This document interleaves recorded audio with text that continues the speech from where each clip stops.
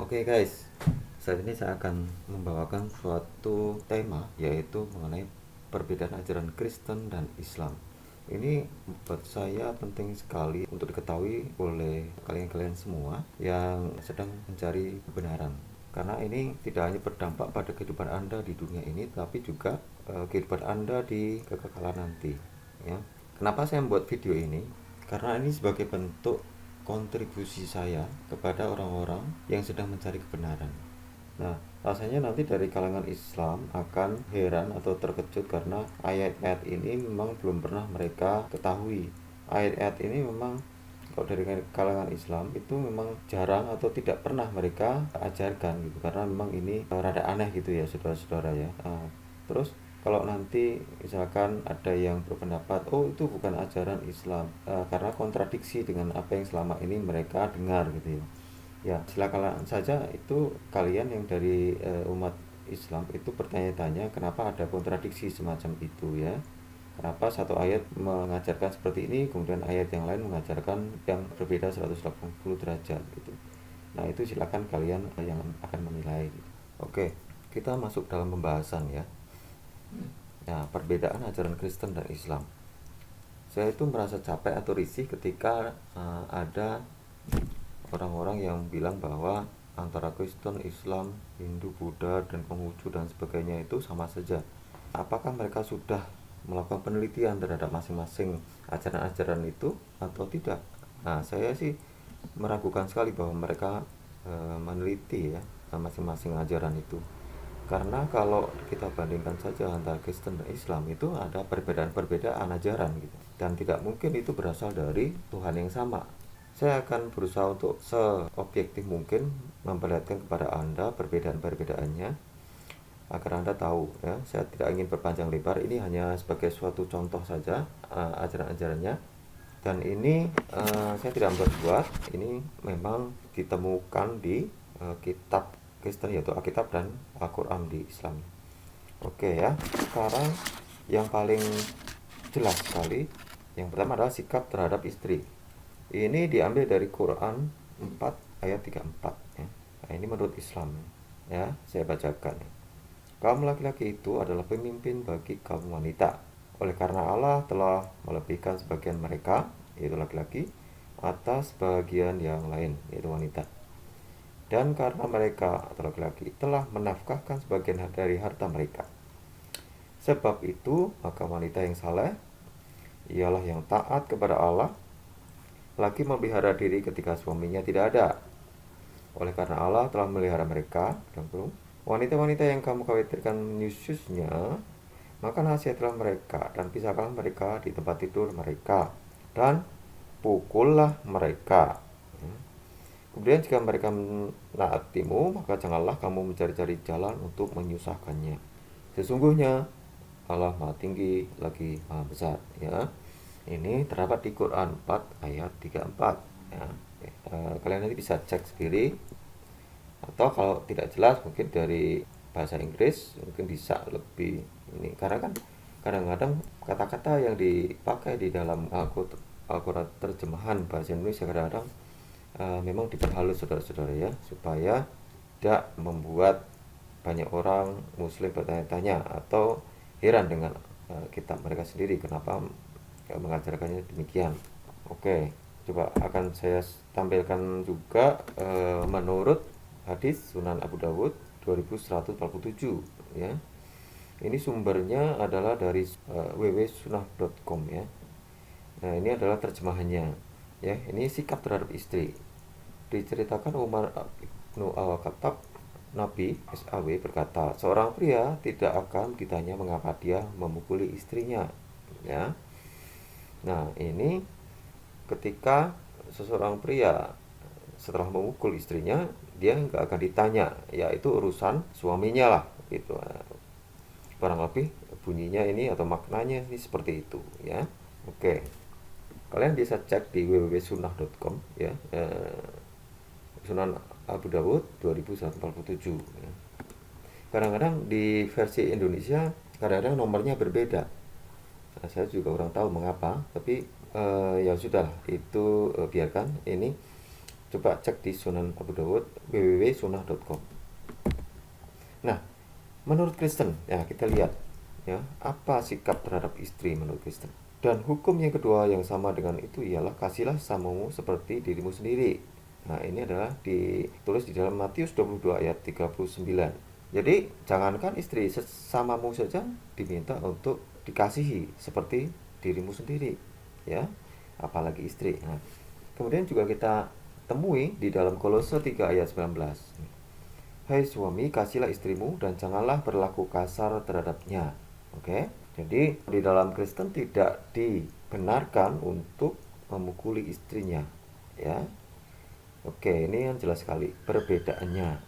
Oke, yang kedua ya, sikap terhadap perempuan yang berzina. Ya.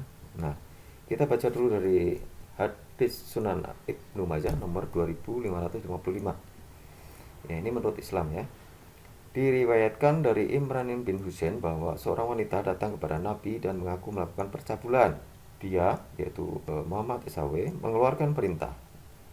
Dan pakaian wanita itu diperketat di sekelilingnya, sehingga bagian-bagian pribadinya tidak menjadi terbuka. Kemudian dia melempari wanita itu dengan batu. Kemudian dia menawarkan doa pemakaman untuknya. Nah, ini sikap atau teladan yang diberikan oleh Nabi Muhammad itu melempari wanita tersebut yang melakukan perzinahan itu dengan batu. Nah, setelah wanita itu mati, kemudian dia menawarkan doa pemakaman untuknya. Ya, ini menawarkan doa nih maksudnya ke keluarganya ya. Nah, kemudian menurut Kristen gimana nih?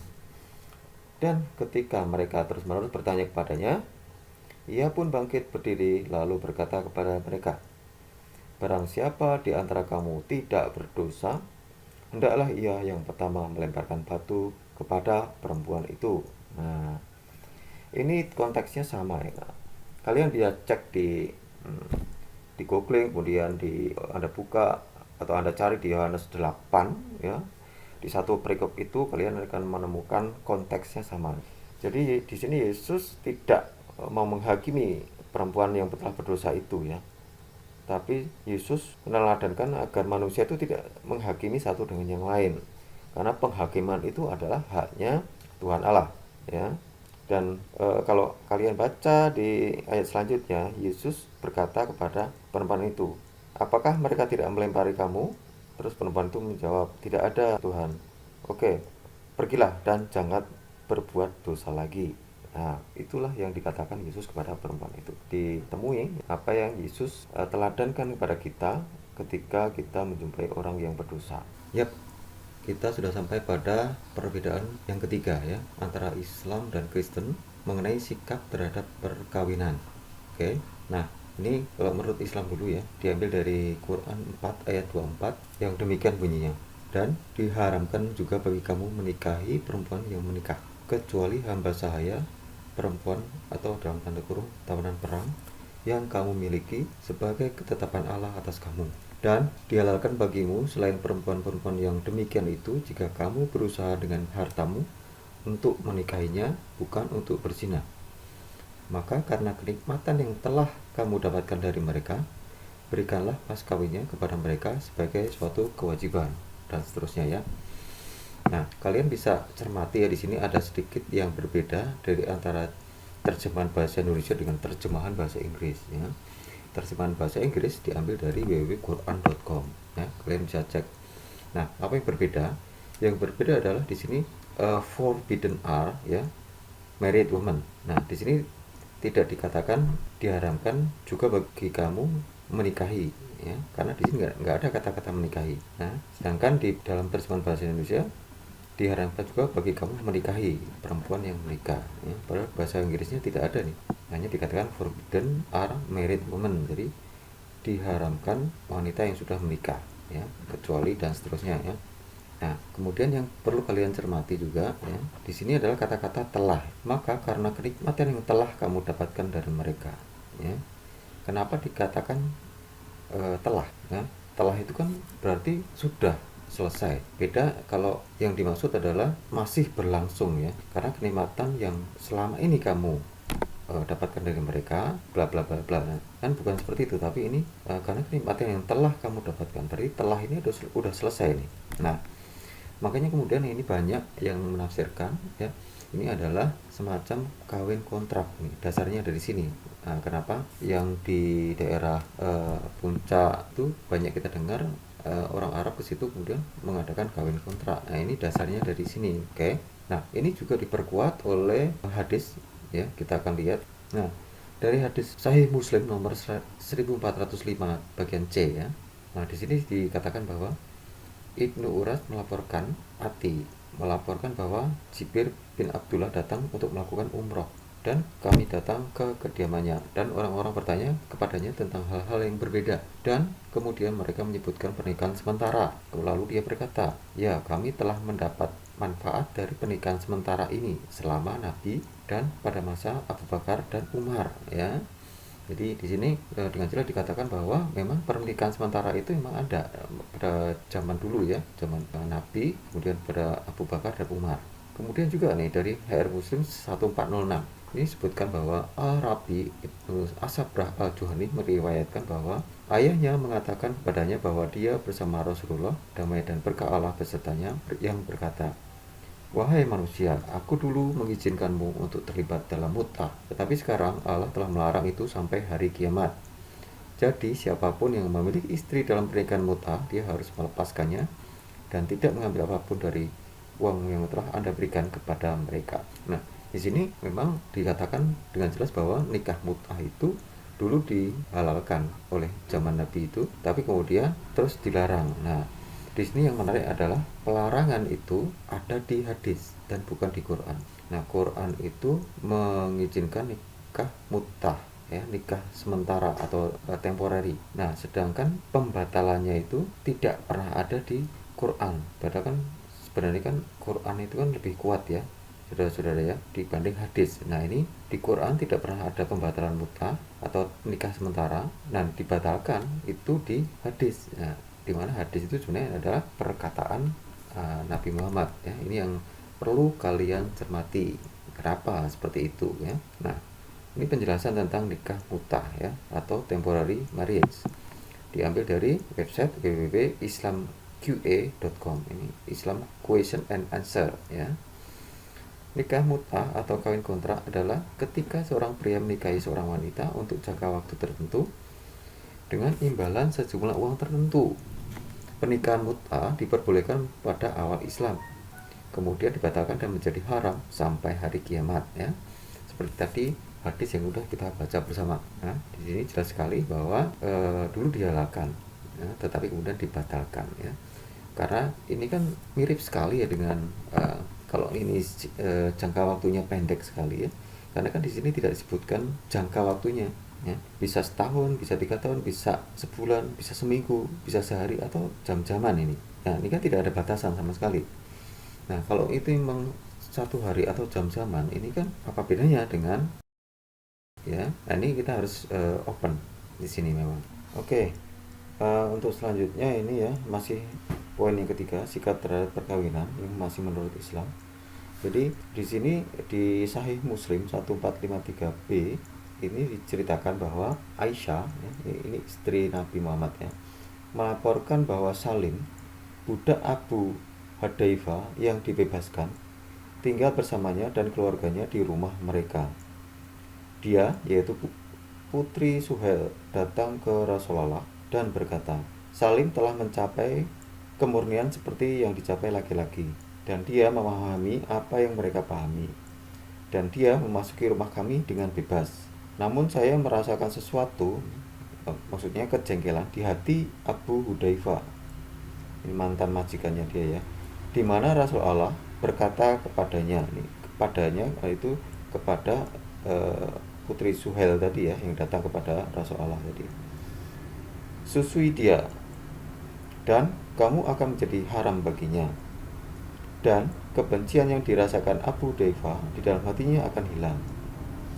Dia kembali dan berkata, dia maksudnya putri Suhail tadi ya, jadi saya menyusui dia dan apa yang ada di hati Abu Hudzaifah menghilang. Heran ya kalian ya, ini kenapa nih ada susu menyusui ini. Nah, jadi di sini disampaikan bahwa Salim ini mondar-mandir di rumah Aisyah ya. Dan mungkin di dalam rumah itu ada putri Suhail ya.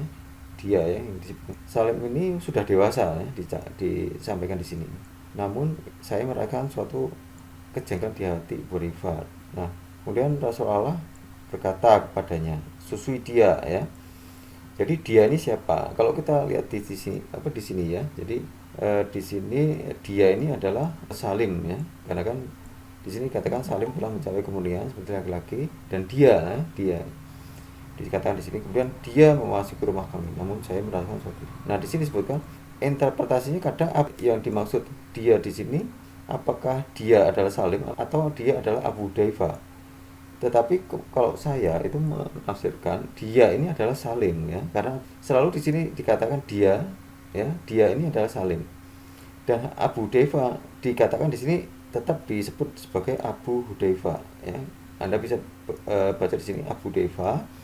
Kemudian di sini juga Abu Hudaifa. Oke, jadi dia adalah Salim dan Abu Daifa adalah ya tetap disebut Abu Hudaifa. Jadi di sini dikatakan bahwa dia adalah putri Suhail ini yang diperintahkan oleh Nabi Muhammad untuk menyusui Salim gitu. Padahal dia sudah dewasa. Nah, ini yang menjadi keanehan ya, saudara-saudara ya. Silakan kalian menafsirkan sendiri. Kemudian juga ya di dalam hadits Sunan Ibnu Majah 1944 ini juga mendukung ya hadis yang tadi ya, karena di sini disebutkan menyusui orang dewasa 10 kali ya. Diriwayatkan bahwa Aisyah berkata, ayat rajam dan menyusui orang dewasa 10 kali diturunkan dan kertas itu ada di bawah bantal saya. Ketika Rasulullah meninggal, kami disibukkan dengan kematiannya dan seekor domba jinak masuk dan memakannya. Ini maksudnya memakan apa? Memakan kertas yang bertuliskan ayat rajam dan menyusui orang dewasa 10 kali ya kan? Lanjut, ayat-ayat ini dibatalkan dalam bacaan tetapi tidak diputus. Hadis lain menetapkan jumlah anak asuh adalah 5 ya. Jadi sebenarnya memang tadinya ada ini ayat tentang rajam dan menyusui orang dewasa 10 kali ya. Nah, tetapi kenapa sekarang nggak ada? Karena waktu itu kerabat Nabi Muhammad sedang sibuk oleh meninggalnya Nabi Muhammad dan mengurus pemakamannya. Kemudian ada domba jinak masuk ke kamarnya Aisyah dan memakan kertas yang bertuliskan ayat-ayat tersebut ya. Di sini jelas dikatakan seperti itu. Nah, silahkan kalian menilai ini apakah memang pantas ya, karena kan sebenarnya kan selalu dikatakan bahwa Allah melindungi atau menjaga firman-Nya gitu. Ini kenapa ini ada kambing yang memakan kertas mengenai ayat rajam dan menyusui orang dewasa? Begitulah ya menurut Islam. Nah, kemudian kita lihat nih menurut Kristen, dan mereka keduanya akan menjadi satu daging. Jadi mereka tidak lagi menjadi dua orang, melainkan satu. Oleh karena itu, apa yang telah dipersatukan Tuhan, janganlah manusia memisahkan. Tertulis di dalam Markus 10 ayat 8 sampai 9 ya. Di sini dikatakan dari dua orang menjadi satu ya. Ini bukan dari 4 atau dari 5 menjadi satu ya, karena kalau dalam Islam ada satu laki-laki 4 istri, ini 5 kan, tidak terus 5 menjadi satu, tapi 2 orang menjadi satu, itu artinya satu suami satu istri saja yang diperbolehkan. Nah, kemudian di dalam Kejadian 2 ayat 24 dikatakan juga bahwa karena itu laki-laki akan meninggalkan ayahnya dan ibunya dan akan menjadi bersatu dengan istrinya dan mereka akan menjadi satu daging. Ini juga memperkuat ayat yang sebelumnya. Jadi suami dan istri menikah dan akan menjadi satu daging ya.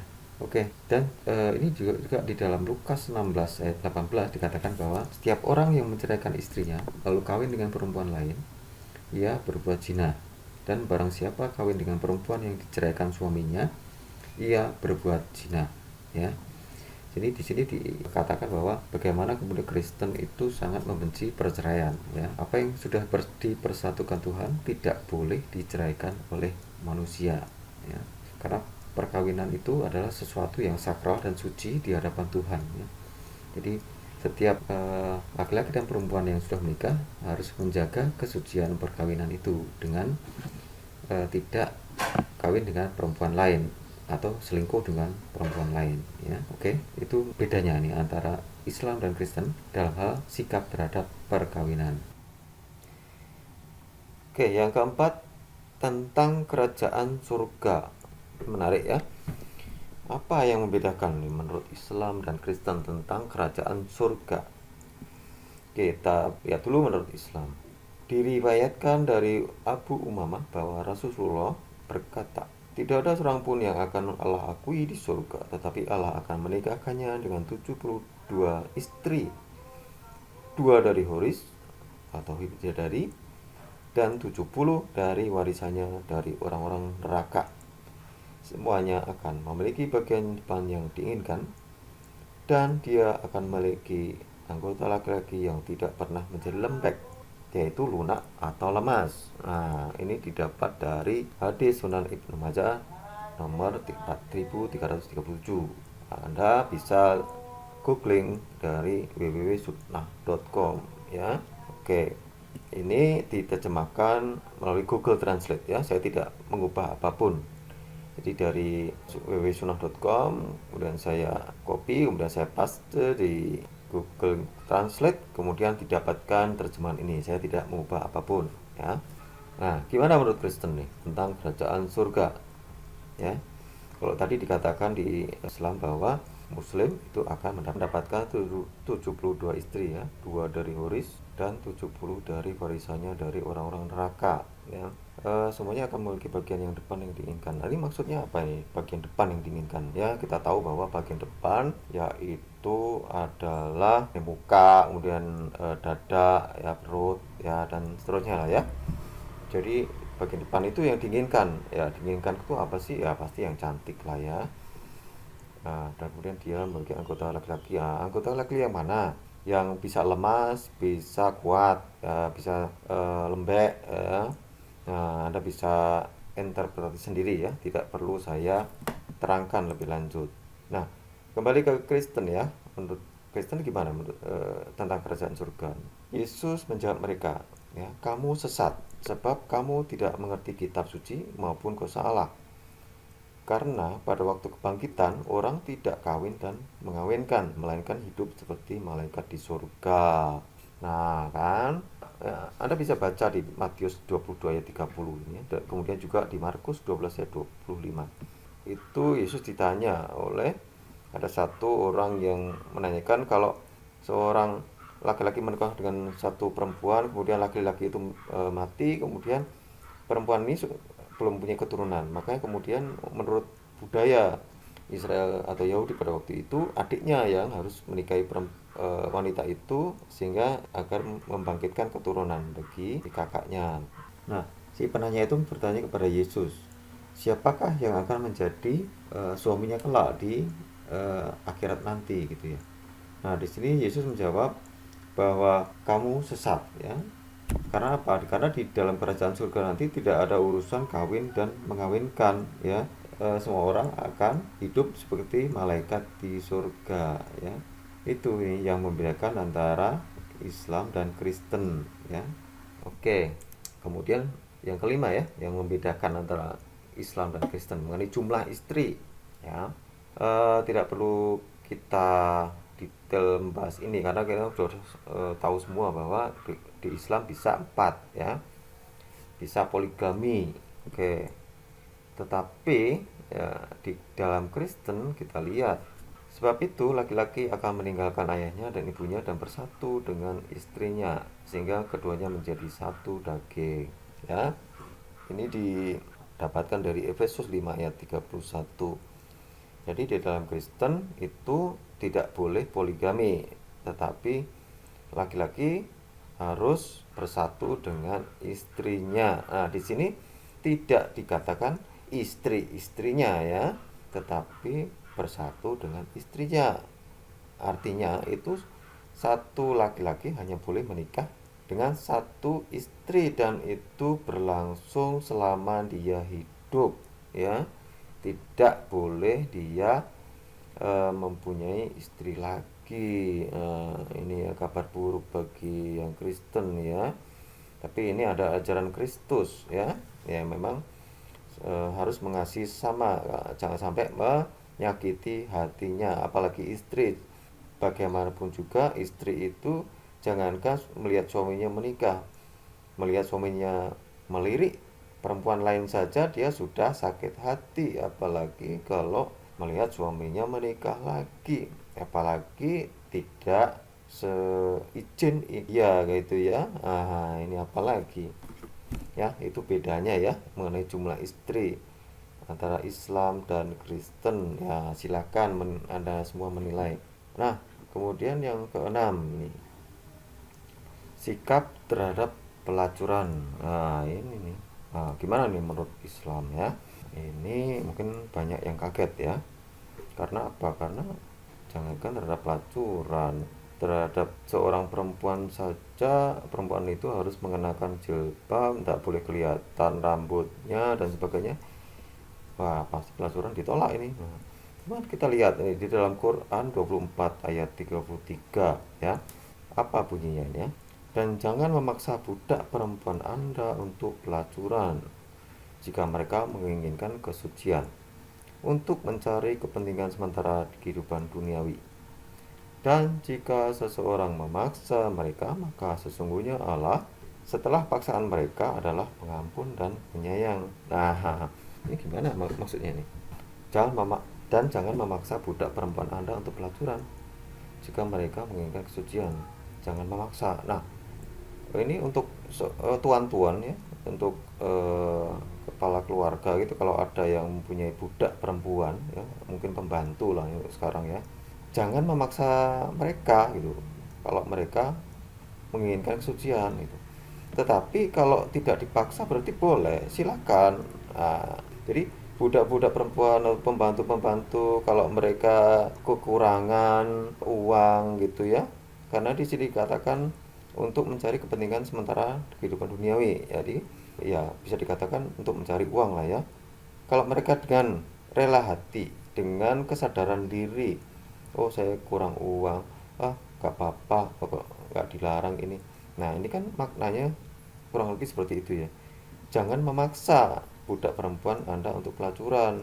Nah, jadi kalau nggak dipaksa ya nggak apa-apa. Nah, tetapi apa bunyi ayat selanjutnya nih? Dan jika seorang memaksa mereka, ya, maksudnya seseorang adalah tuan-tuan tadi atau kepala keluarga tadi, jika memaksa mereka, maka sesungguhnya Allah setelah paksaan mereka ya, adalah pengampun dan penyayang. Ya, ini juga terjemahan dari Google Translate ya, dari www.sunnah.com. Ini bisa kalian cek ya di Quran 24 ayat 33 ya. Oke, kalau gitu gimana nih menurut Kristen nih ya terhadap pelacuran?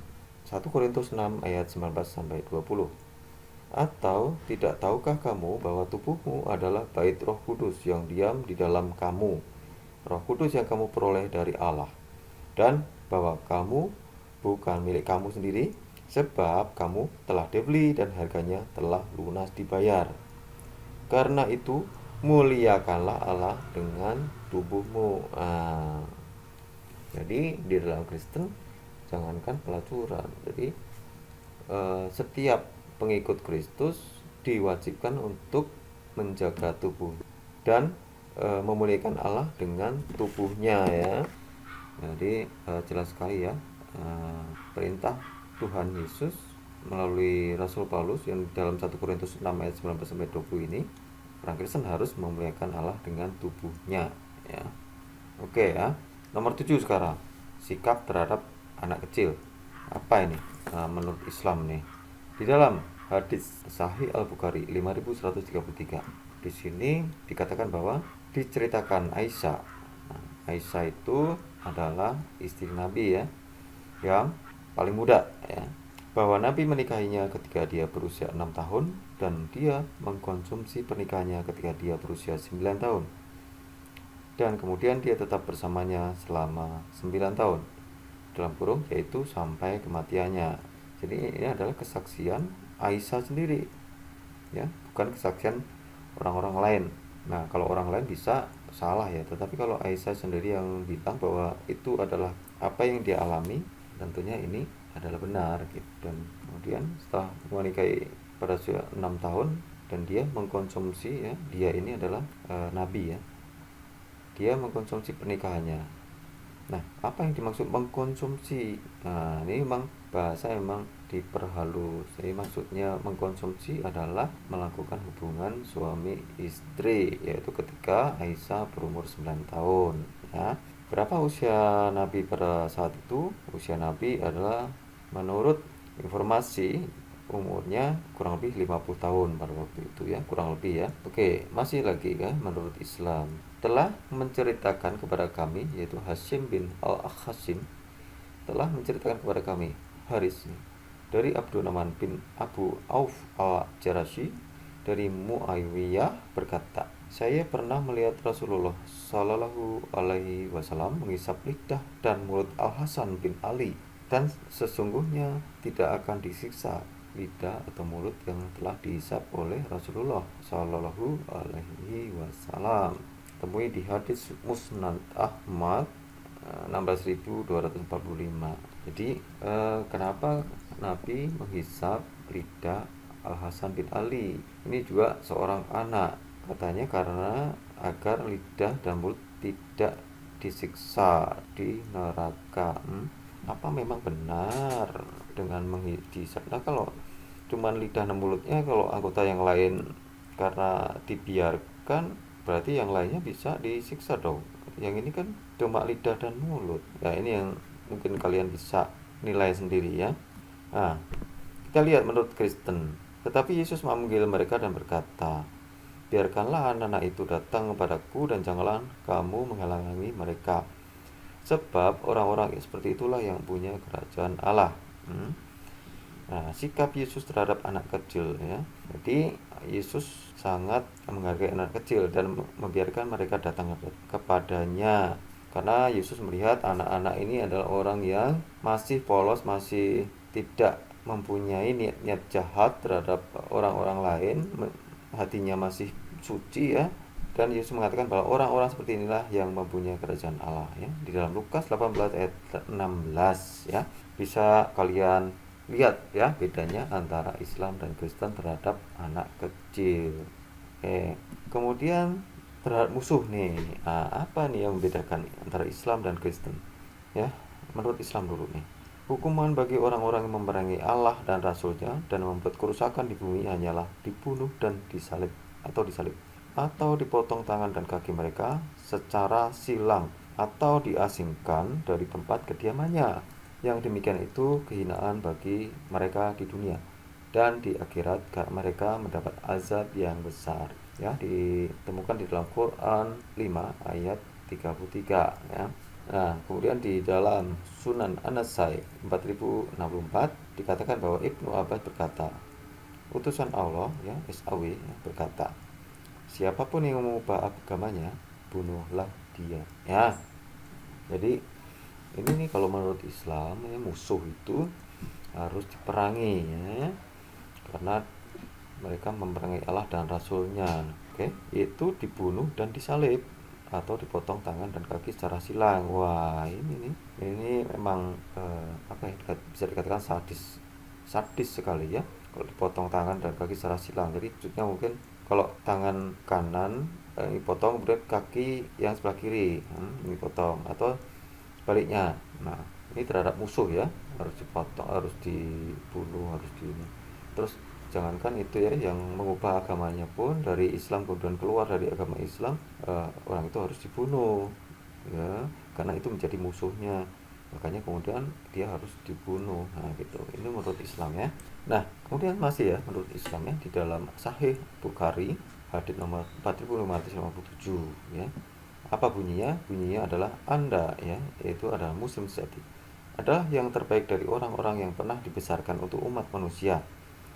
Berarti yang terbaik dari rakyat untuk rakyat. Ketika Anda membawa mereka dengan rantai di leher mereka sampai mereka memeluk Islam. Mereka ini siapa nih ketika Anda membawa mereka?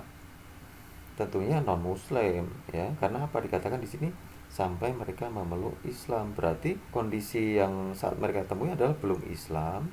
Ketika belum Islam, Anda harus membawa mereka dengan rantai di leher. Nah, kemudian harus kamu lakukan sesuatu kepada mereka sampai mereka memeluk Islam, ya kan, gitu kan. Oke, kemudian dikatakan juga di dalam Quran 8 ayat 12 sampai 13. Ingatlah ketika Tuhanmu mewahyukan kepada para malaikat, sesungguhnya aku bersama kamu, maka teguhkanlah, dalam kurung pendirian, orang-orang yang telah beriman. Kelak akan aku berikan rasa ketakutan ke dalam hati orang-orang kafir. Maka pukullah di atas leher mereka dan pukullah tiap-tiap ujung jari mereka. Itu ya. Jadi, nah ini nih, kepada orang-orang kafir ya. Semua orang kafir ini harus waspada ini. Karena Allah akan memberikan rasa ketakutan kepada orang kafir. Maka perintah Allah ya, pukullah di atas leher mereka. Wah, ini di atas leher berarti pukullah kepala mereka dong. Dan pukullah tiap-tiap ujung jari mereka. Nah, ini kepada orang kafir mereka diperintahkan untuk memukul, ya. Oke. Nah, gimana nih buat Kristen nih? Ini singkat, padat dan jelas nih di sini ya. Di dalam Matius 5 ayat 44 ya, perintah Yesus ini. Tetapi aku ini Yesus nih, berkata kepadamu, kasihilah musuhmu dan berdoalah bagi mereka yang menganiaya kamu. Ya, jelas sekali bahwa Yesus menginginkan pengikutnya untuk mengasihi musuh dan berdoalah bagi mereka yang menganiaya kamu. Jangan dibunuh, jangan dipukul, jangan ditendang juga, jangan. Pokoknya harus mengasihi musuh dan berdoa bagi mereka. Ya, berdoa ini supaya mereka bertobat atau mereka kembali ke jalan yang benar. Karena ini adalah perintah Yesus kepada pengikutnya. Makanya kemudian ketika ada orang Kristen yang kemudian dianiaya, dilakukan suatu perbuatan apapun yang menyakiti hati ya, ibadahnya dibubarkan, dikata-katain kafir, dikata-katain kayu api bakar di neraka. Nah, umat Kristen memang tidak diperbolehkan untuk membalas, tetapi orang Kristen diperintahkan oleh Yesus untuk mengasihi, ya, jangan membalas mereka, tapi mengasihi mereka dan berdoa saja bagi mereka, ya. Nah, itu perintah untuk pengikut-pengikutnya. Oke. Oke.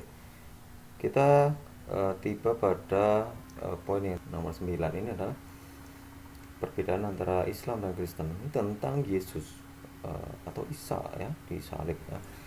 Nah, Isa ini menurut Islam itu adalah Yesus ya. Tetapi bagi orang Kristen mereka menyebut bahwa Isa itu berbeda dengan Yesus ya, tidak mau disamakan ya. Jadi gini ya, menurut Islam ya, tentang Yesus atau Isa ini. Dan kami hukum juga ya, dalam tanda kurung, karena ucapan mereka, sesungguhnya kami telah membunuh Al-Masih Isa putra Maryam, Rasul Allah ya. Padahal mereka tidak membunuhnya dan tidak pula menyalibnya, tetapi yang mereka bunuh adalah orang yang diserupakan dengan Isa ya. Jadi sikap Islam ya terhadap Isa itu, mereka tidak membunuhnya dan tidak pula menyalibnya, ya kan. Kemudian sesungguhnya mereka yang berselisih pendapat tentang dalam kurung pembunuhan Isa selalu dalam keraguan tentang siapa yang dibunuh. Mereka benar-benar tidak tahu ya, dalam tanda kurung siapa sebenarnya yang dibunuh, melainkan mengikuti persangkaan belaka. Jadi mereka tidak yakin telah membunuhnya. Ini menurut Quran ya, tentang penyaliban Isa, dan itu disangkal oleh Quran ya, disangkal oleh Allah Subhanahu wa taala. Nah, kemudian di ayat selanjutnya, tetapi ya, dalam tanda kurung yang sebenarnya, Allah telah mengangkat Isa kepadanya dan dia adalah Allah Maha Perkasa lagi Maha Bijaksana. Jadi di sini dikatakan bahwa Allah tidak mengakui bahwa Isa adalah telah dibunuh dan disalib, tetapi Allah mengangkat Isa kepadanya ya. Jadi menurut Islam Isa itu tidak dibunuh dan tidak disalib, tapi sebelum dibunuh dan disalib Allah mengangkat Isa kepadanya. Kemudian menurut Kristen ya, di dalam Matius 27 ayat 35, sesudah menyalibkan dia, mereka membagi-bagikan pakaiannya dengan membuang undi ya. Kalian bisa baca di dalam satu perikop ya, Matius 27 itu.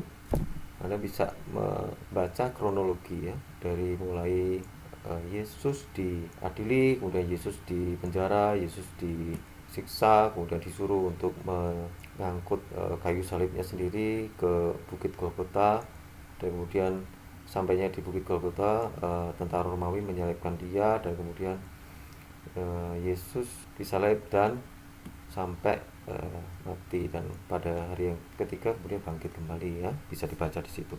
Jadi jelas sekali antara Yesus dan Isa itu berbeda, di mana Isa itu menurut Islam, itu menurut Quran itu Isa tidak pernah disalib dan tidak pernah mati apalagi bangkit, tapi Isa itu diangkat langsung ke surga ya.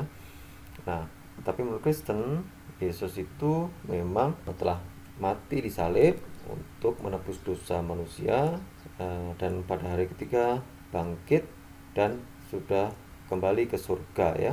Nah, itu bedanya antara Islam dan Kristen ya, saudara-saudara ya.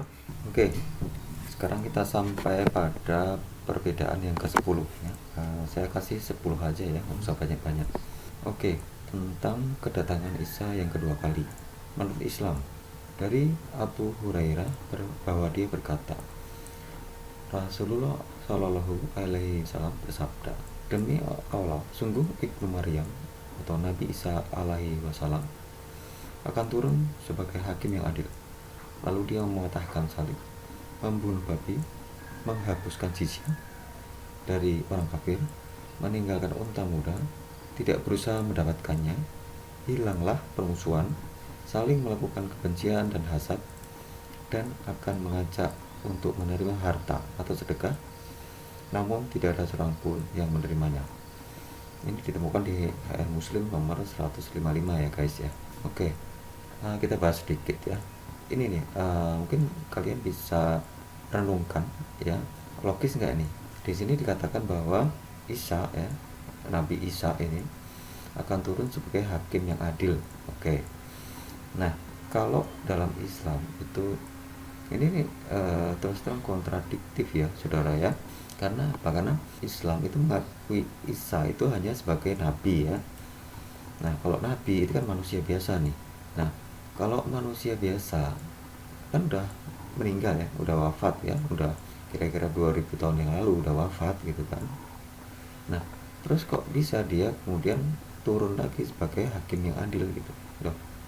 Bagaimana dia bisa hidup lagi, bagaimana dia terus siapa yang menghidupkannya gitu. Nah, ini yang menjadikan bahan pemikiran ya bagi kalian-kalian yang muslim nih. Itu yang satu ya. Kemudian nih, dia akan turun untuk mematahkan salib. Nah, kenapa dia mematahkan salib?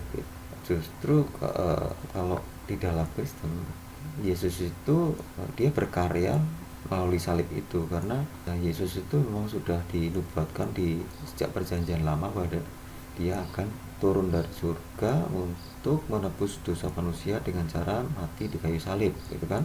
Jadi salib itu lambang karya dia gitu. Terus logis nggak dia kemudian udah waktunya dia akan datang kedua kali ini, dia turun untuk mematahkan salib gitu ya kan.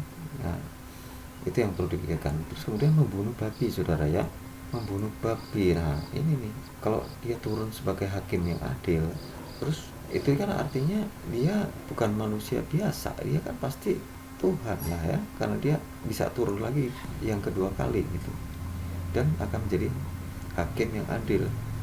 Terus apa urusannya dengan membunuh babi gitu? Itu yang perlu dipikirkan. Kalau membunuh babi mah semua orang juga bisa gitu kan. Buat apa Tuhan yang turun ke dunia untuk kedua kali terus mau membunuh babi ya? Itulah ya, pikirkanlah. Terus menghapuskan jizyah dan sebagainya, ini saya nggak ngerti ya, silakan kalian renungkan dan pertimbangkan ini apakah ini masuk akal atau tidak ya, silakan. Kemudian kalau menurut Kristen ya, jadi kenapa Tuhan Yesus akan datang kedua kali, ini kita bisa baca di sini nih. Ini Tuhan Yesus yang berkata, janganlah gelisah hatimu, percayalah kepada Allah, percayalah juga kepadaku. Di rumah Bapakku banyak tempat tinggal. Jika tidak demikian, tentu aku mengatakannya kepadamu. Sebab aku pergi ke situ untuk menyediakan tempat bagimu. Dan apabila aku telah pergi ke situ dan telah menyediakan tempat bagimu, aku akan datang kembali dan membawa kamu ke tempatku, supaya di tempat di mana aku berada, kamu pun berada. Tertulis di dalam Yohanes 14 ayat 1 sampai 3. Jadi kalau menurut Kristen di sini dikatakan bahwa Yesus yang mengatakan bahwa dia akan pergi ke tempat Bapaknya atau di surga. Kemudian dia akan menyiapkan tempat bagi pengikut-pengikutnya, semua orang yang diselamatkan, ya, semua orang yang percaya kepadanya dan diselamatkan. Dan apabila Yesus telah pergi ke situ dan telah menyediakan tempat bagimu, pada suatu saat nanti akan datang kembali dan membawa semua orang yang sudah tercatat di dalam buku kehidupan yang ditentukan diselamatkan, dan akan menjemput semua orang itu untuk ke surga, ya. Nah, itulah tujuan kedatangan Yesus yang kedua kali menurut Kristen, ya. Jadi sekarang kalian tahu bedanya Islam dan Kristen tentang kedatangan Yesus atau Isa yang kedua kali, ya. Silakan kalian renungkan mana yang masuk akal dan mana yang bisa diterima, ya. Oh ya guys, satu lagi nih terkait Isa ini. Yang menarik adalah, pernah nggak kalian berpikir bahwa Isa ini kan di dalam Al-Quran itu jauh lebih banyak disebut dibanding Nabi Muhammad sendiri. Nah, tetapi yang menjadi pertanyaan, kenapa ajaran Nabi Isa ini malah tidak diungkap Quran maupun hadis, ya? Padahal Nabi Isa ini kan sangat istimewa, ya. Karena apa? Karena diceritakan di Quran juga bahwa Nabi Isa ini waktu kecil dia sudah langsung bisa bicara, kemudian dia membuat burung dari tanah liat, dan berbagai macam mujizat yang dilakukan, termasuk menghidupkan orang mati dan menyembuhkan orang-orang yang sakit pada waktu itu, ya. Tetapi tidak ada ajaran Nabi Isa yang tertulis di Quran maupun hadis, ya. Nah, ini kan sebenarnya menarik ini sebenarnya. Karena apa? Karena seorang yang dikaruniai oleh Allah dengan mujizat-mujizat, tetapi kemudian tidak diberikan ruang untuk mengemukakan pesan-pesan dari Allah. Ini menarik. Kenapa? Padahal kalau umat Islam sering menyebutkan bahwa Nabi Isa ini sangat diutamakan, sangat menjunjung Nabi Isa dan sebagainya. Tetapi kemudian kembali lagi tidak ada pesan-pesan dari Allah melalui Nabi Isa kepada umat Islam. Nah, gitu. Justru yang banyak adalah perintah-perintah dari Nabi Muhammad. Ini yang menjadi pertanyaan, ya. Silakan kalian untuk renungkan. Nah, menarik sekali sebenarnya apa pendapat Nabi Isa terhadap tadi yang sudah disebutkan, ya, mengenai jumlah istri, mengenai sikap terhadap istri, kemudian sikap terhadap perkawinan, dan sikap terhadap anak kecil, dan sebagainya yang tadi saya sebutkan. Ini tidak ada di situ, tidak disebutkan di dalam Quran maupun hadis, tapi justru banyak yang diikuti adalah perintah-perintah atau teladan yang diberikan oleh Nabi Muhammad. Nah, silakan kalian berpikir tentang hal ini. Nah, silakan ini dari poin-poin yang tadi sudah saya sampaikan, mana yang menurut kalian itu cocok dengan kalian. Nah, hati-hati, ya, seperti yang di awal tadi saya sampaikan bahwa hal yang paling penting seseorang di dunia ini adalah ketika dia menerima atau menolak Yesus, ya. Karena itu akan menentukan apakah Anda nanti mendapatkan jalan keselamatan atau tidak, ya.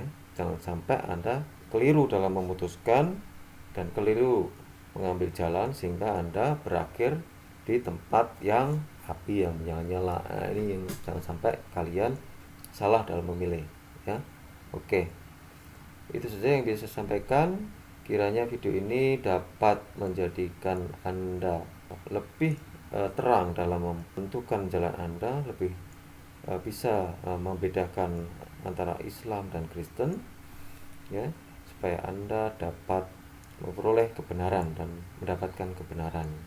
Saya tidak mempunyai maksud apa-apa, tidak mempunyai maksud untuk memprovokasi, tapi ini adalah hal-hal yang saya temukan di dalam Kristen dan Islam, ya, diambil dari sumber-sumber yang dapat dipertanggungjawabkan. Tidak bermaksud sama sekali untuk merendahkan agama Islam, karena bagi saya Apakah Anda memilih Islam atau Kristen? Silakan, itu keputusan Anda, saya tidak mempengaruhi, tetapi saya ingin semua orang mendapatkan hal yang objektif untuk kalian bisa gunakan sebagai pertimbangan untuk memilih.